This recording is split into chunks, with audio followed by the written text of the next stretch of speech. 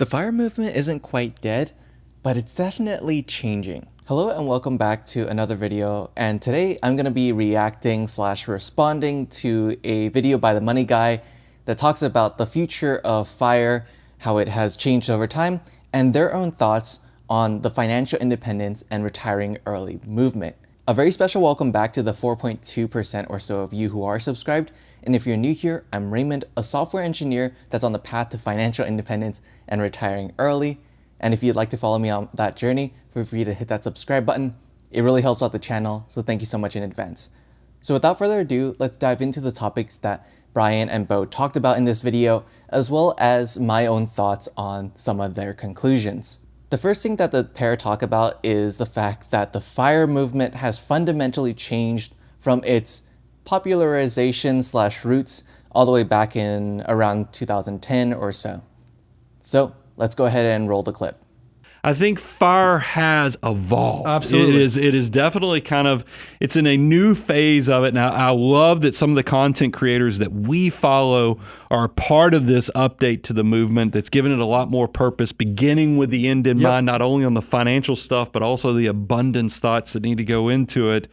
Can we talk about what has changed and where are we headed? Yeah, right now, we used to think, okay, financial independence, retire early. It's a singular thing. But now it's way more customized. There's fat financial independence. There's skinny financial independence. There's coast financial independence. There's barista financial independence. There's slow financial independence. So there are ways that this movement has now customized, recognizing that there is more than just this one-size-fits-all approach. In this case, I totally agree with their point that the FIRE movement has changed over the past decade. I think originally in the wake of the 2008-2009 financial crisis, things were pretty bleak, and FIRE was originally supposed to be some escape, a way to save up very aggressively in a very, very short amount of time, living very frugally. I'm talking about the original beans and rice here, so that if something were to happen to your job, you wouldn't be really affected as much. That has definitely changed as the financial crisis sort of fades, and even though we're not in a particularly great situation right now, looking at the headlines of all the tech layoffs and everything else, things are definitely looking a little bit better than that time. And so I think in the wake of that, people have taken the lessons of FIRE, but want to transform it in a way that fits their lifestyle better. And I think that this is actually great because the original FIRE was a little bit more on the restrictive side, a little bit more focused on frugality, when that isn't necessarily what everyone wants to do. And in the case of folks like myself who have enough money to save aggressively for retirement and live a really nice life, why not do both?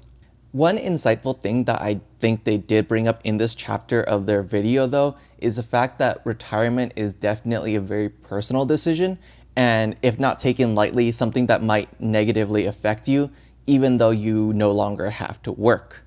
I think their points about finding things to do, finding people to be around, and just overall being an active person in retirement rather than a passive person is very, very important to living a very successful retirement.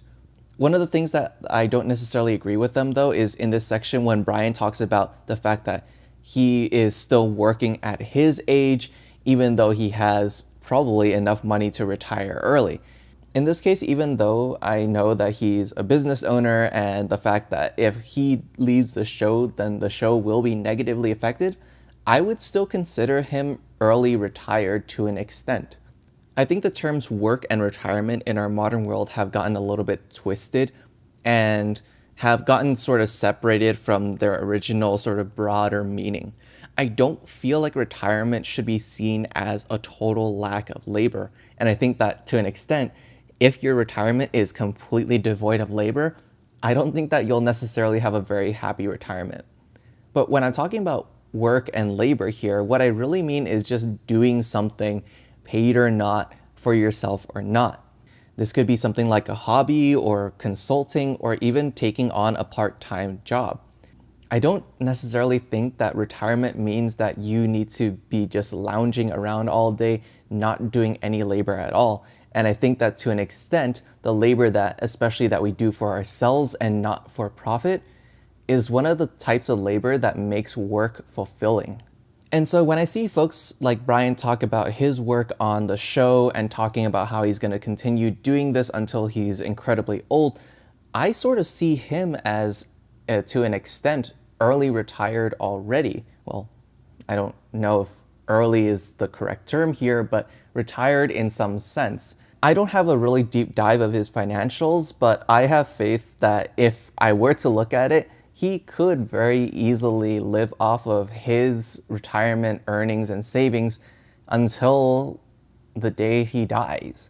But he still chooses to do this because he finds it fulfilling. And I feel like when you go from work as a necessity to work as a personal choice, I feel like that's when you really cross the boundary of retirement.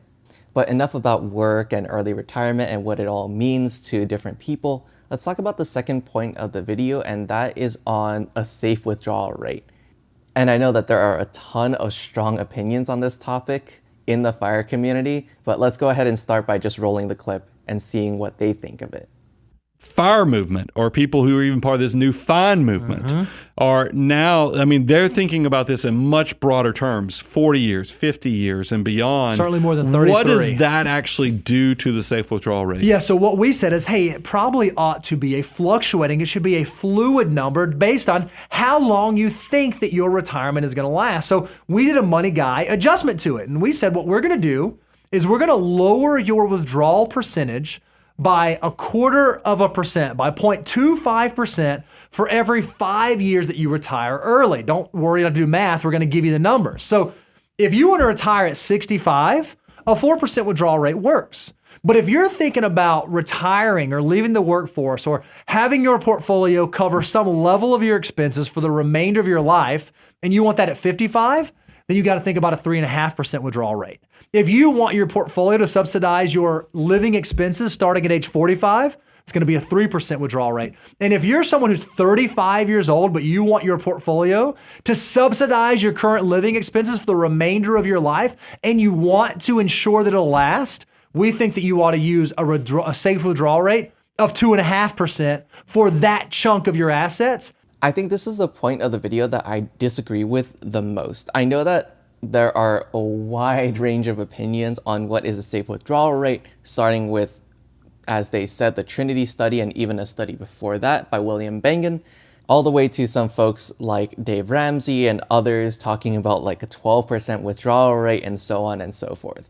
But even retiring at 35, which is around the age range that I hope to be retiring at, I don't think that a 2.5% safe withdrawal rate is particularly sane. The main thing that we're worried about when it comes to the retire early part of FIRE is sequence of return risk, or SOAR, I guess, for short. What sequence of return risk really boils down to is if you hit that button of retiring early and the stock market takes a dive in a very short amount of time. If that happens, things can get pretty rough because even if the stock market recovers, you're gonna end up with a lot less capital than you were if the stock market didn't take that huge dive. And so a lot of the risk that we're trying to mitigate is in the first 5 years or so of retirement. And as you stretch that timeline out, even in retirement, when you're not contributing more to your accounts, there's a lot less risk that's involved, assuming things go the right way. There are a ton of calculators online talking about safe withdrawal rates and your percentage chance of success. And in a lot of these calculators, when you plug in the numbers, a 3 to 3.5% withdrawal rate, or around that area, is pretty much guaranteed. Sure, you have a sliver of a chance of failing, but even across these time frames, assuming that everything stays the same as it is, your chances of failing are incredibly slim. And I think going back to talking about early retirement and work for just a second, I feel like this is one of the psychological parts of retirement that terrify a lot of people. What if you fail? But in my opinion, for the most part, if you fail, the worst thing that happens is that you go back to being a laborer. Now, there is a small caveat that I'd like to say here, and it's that if you are dealing with a lot smaller of a number, say folks that are trying to retire with less than $1 million, even on their own, I think that's when the math gets a little bit more tricky and the chances of failure gets a little bit more difficult to stomach. And so in these more lean cases of FIRE, I would be a little bit more cautious with your money. But I think for the majority of people who are just trying to early retire and have relatively well-paying jobs, I don't think that a 2.5% safe withdrawal rate, even at 35, is particularly a great idea, because all that is going to do is really prolong the time that you have to spend working in order to build up your cash reserves that you might not even get to. But those are the two main things that I took away from the video and the opinions that I had on those. But let me know what you all think. Do you think that retirement means doing no labor at all? And do you think that a 2.5% safe withdrawal rate at 35 is sane? Maybe it's too low, maybe it's too high. Let me know what you all think. Again, if you enjoyed the video, hitting that like button and subscribing is a great way to help out the channel, so thank you so much. And I'll see you all in the next video.